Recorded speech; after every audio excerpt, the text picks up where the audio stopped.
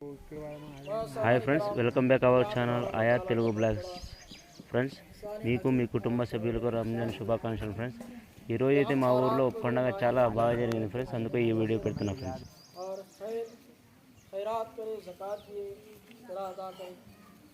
और उसके साथ अल्लाह तबारक व तआला ने कि हम जितना अदा करें अल्लाह ताला ने ईद के दिन हमारे लिए उतनी खुशियाँ अता फरमाई।